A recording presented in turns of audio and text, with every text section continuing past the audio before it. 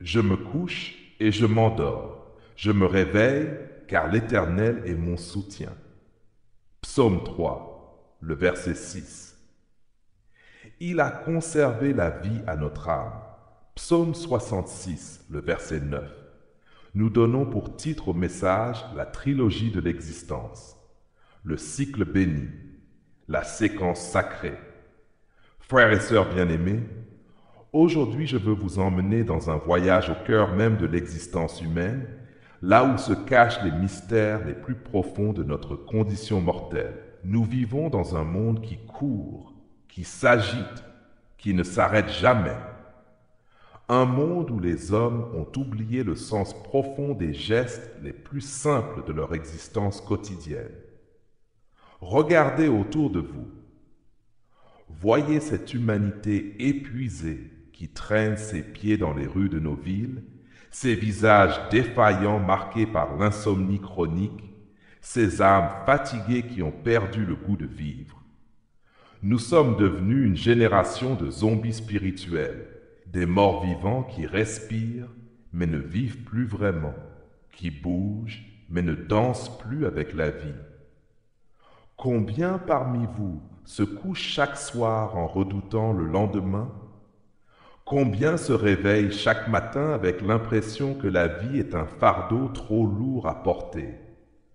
Combien traversent leur journée comme des automates, accomplissant leurs tâches sans joie, sans passion, sans cette étincelle divine qui devrait illuminer chaque instant de notre passage sur cette terre? Quelle tragédie! Quelle abomination spirituelle! Nous avons transformé les trois actes les plus sacrés de l'existence humaine en corvées banales, en mécanique sans âme. Nous dormons sans paix, nous nous réveillons sans gratitude, nous vivons sans gloire. Et pourtant, mes bien-aimés, dans cette simplicité apparente se cache l'un des plus beaux mystères de la création divine. Aujourd'hui, l'Esprit Saint m'a donné une révélation qui va transformer votre compréhension de l'existence. Trois vérités simples mais révolutionnaires. Dormir est une nécessité. Se réveiller est une grâce. Vivre est une responsabilité sacrée. Ces trois réalités forment la trilogie divine de notre existence terrestre, le rythme sacré que Dieu a établi pour nous conduire vers sa gloire. Imaginez un instant David, le berger devenu roi, contemplant les étoiles dans la nuit de Judée. Il comprend que chaque coucher de soleil est un appel divin au repos, que chaque lever de soleil est un cadeau immérité, que chaque jour qui passe est une occasion unique de glorifier son Créateur. C'est dans cette révélation que naît le psaume 139. C'est dans cette compréhension que s'épanouit la sagesse biblique sur le sens de l'existence humaine. Mes frères et sœurs, permettez-moi de vous guider à travers ces trois vérités fondamentales qui vont révolutionner votre approche de la vie. La nécessité vitale du sommeil, la grâce miraculeuse du réveil et la responsabilité sacrée de vivre. Parlons premièrement de la nécessité vitale du sommeil. La nécessité vitale du sommeil. Dormir est une nécessité. Mais bien-aimés, ces mots résonnent comme une symphonie divine dans un monde qui a déclaré la guerre au repos. Nous vivons dans une société qui glorifie l'insomnie, qui célèbre l'épuisement, qui fait de la fatigue un badge d'honneur. Je n'ai dormi que 3 heures, disent-ils avec fierté. Je travaille 18 heures par jour, se vante-t-il. Quelle folie, quelle rébellion contre l'ordre divin. Dieu lui-même nous a enseigné la nécessité du repos. En Genèse 2, le verset 2, on y lit: Dieu acheva au 7e jour son œuvre qu'il avait faite, et il se reposa au 7e jour de toute son œuvre qu'il avait faite.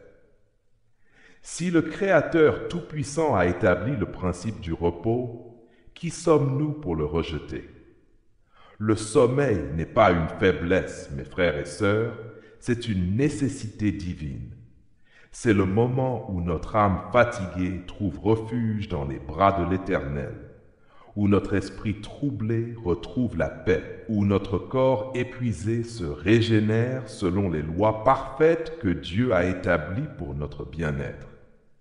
Comme le disait si justement l'écrivain français Marcel Proust, le véritable voyage de découverte ne consiste pas à chercher de nouveaux paysages, mais à avoir de nouveaux yeux.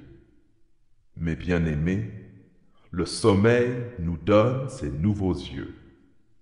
Il nous permet de voir la vie avec une perspective renouvelée, de retrouver la clarté d'esprit nécessaire pour discerner la volonté de Dieu. Regardez les conséquences tragiques de la privation de sommeil dans notre société. Dépression, anxiété, maladies cardiovasculaires, accidents mortels. Nous récoltons ce que nous semons. Quand nous négligeons cette nécessité divine, nous ouvrons la porte à la destruction de notre temple corporel. Parlons deuxièmement de la grâce miraculeuse du réveil. La grâce miraculeuse du réveil. Se réveiller est une grâce. Oh, mes frères et sœurs, si vous pouviez saisir la profondeur de cette vérité. Chaque matin, quand vos yeux s'ouvrent, quand votre conscience émerge des profondeurs du sommeil, vous assistez à un miracle que des millions d'êtres humains ne connaîtront plus jamais. Savez-vous combien de personnes se sont endormies hier soir pour ne plus jamais se réveiller? Savez-vous combien de lits d'hôpital abritent des êtres chers plongés dans un coma dont ils ne sortiront peut-être jamais?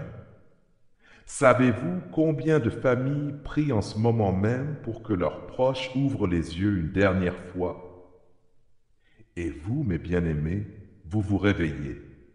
Vos poumons se remplissent d'air, votre cœur bat la mesure de la vie, votre esprit reprend conscience de la beauté de ce monde. C'est un cadeau, c'est une grâce. C'est un miracle quotidien que nous avons la tragique habitude de considérer comme acquis. En Lamentation 3, les versets 22 et 23, on y lit « Les bontés de l'Éternel ne sont pas épuisées, ses compassions ne sont pas à leur terme.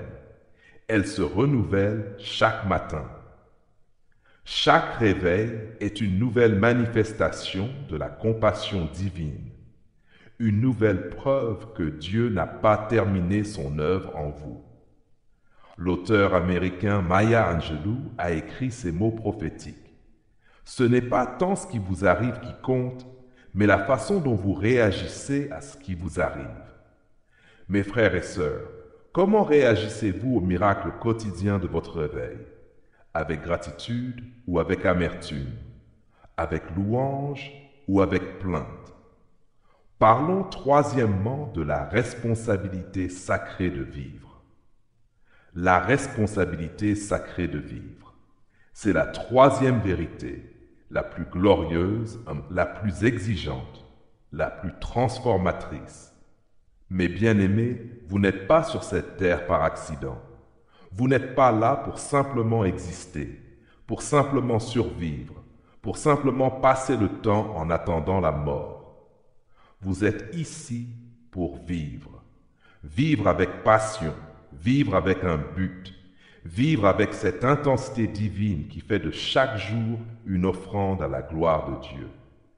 Vous avez une mission unique, un appel spécifique, une responsabilité sacrée que personne d'autre ne peut accomplir à votre place. En Éphésiens 2, le verset 10, on y lit « Car nous sommes son ouvrage, ayant été créés en Jésus-Christ pour de bonnes œuvres, que Dieu a préparées d'avance afin que nous les pratiquions. » Vous n'êtes pas ici pour dormir votre vie, pour gaspiller vos talents, pour enterrer vos dons sous le boisseau de la médiocrité. Permettez-moi de vous raconter l'histoire bouleversante de Marie, une femme de notre communauté qui a vécu cette transformation. Pendant des années, elle survivait plus qu'elle ne vivait. Chaque matin était une corvée, chaque journée un fardeau. Elle accomplissait ses tâches mécaniquement, sans joie, sans passion, sans cette étincelle divine qui devrait illuminer l'existence humaine. Mais un jour, pendant une nuit d'insomnie, elle a réalisé que des millions de personnes auraient tout donné pour avoir une journée de plus, une heure de plus, une minute de plus sur cette terre. Elle a compris que chaque battement de son cœur était un cadeau, que chaque respiration était une grâce, que chaque nouveau jour était une opportunité sacrée de faire une différence dans ce monde. Ce jour-là, mes bien-aimés, Marie a cessé de survivre pour commencer à vivre. Elle a embrassé sa responsabilité sacrée avec une passion qui a transformé non seulement sa propre existence, mais aussi celle de tous ceux qui l'entouraient. Elle est devenue cette femme rayonnante qui inspire aujourd'hui des dizaines de personnes dans notre communauté. Comme le disait si justement l'écrivain Henry David Thoreau, la plupart des hommes mènent une vie de désespoir silencieux. Mes frères et sœurs, sortez de ce désespoir silencieux. Embrassez la responsabilité glorieuse de vivre pleinement. Mes frères et sœurs bien-aimés, nous voici arrivés au terme de cette méditation transformatrice sur la trilogie sacrée de l'existence humaine. Nous avons découvert ensemble les 3 piliers sur lesquels repose notre passage sur cette terre.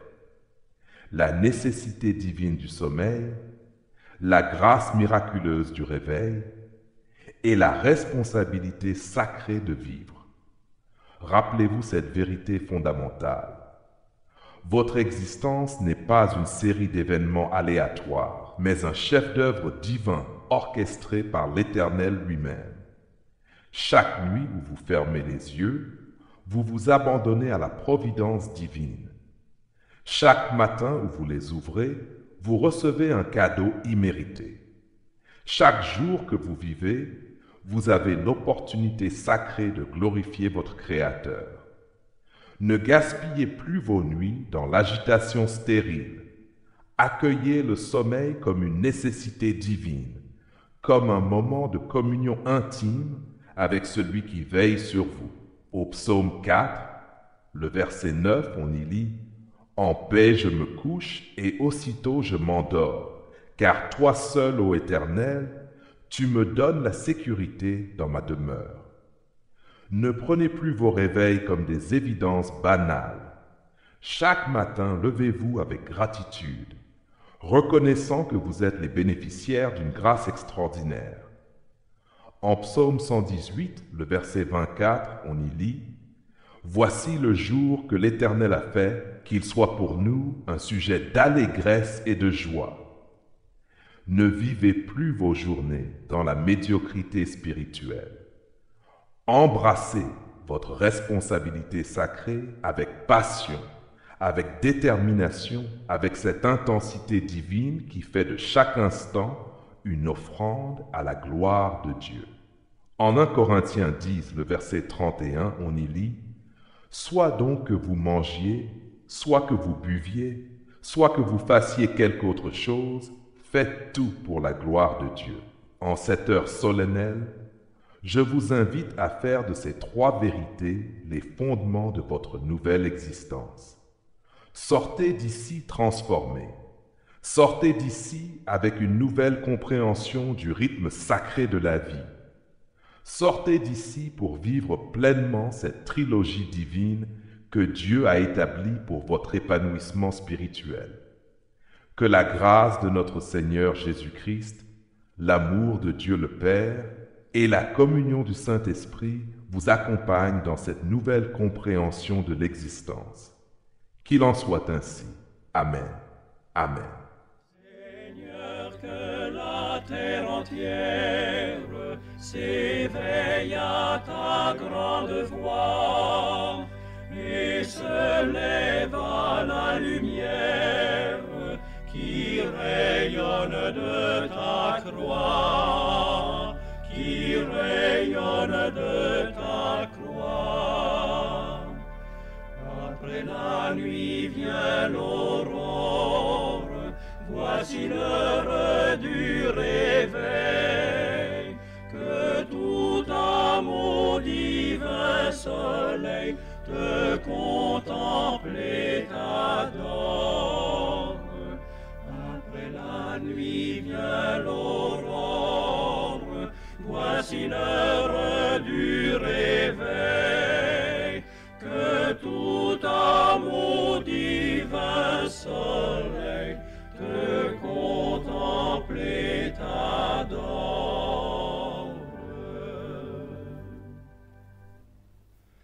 Que la source soit tarie de vos pleurs, vous qui pleurez, par l'espoir de la patrie, où bientôt vous entrerez, où bientôt vous entrerez.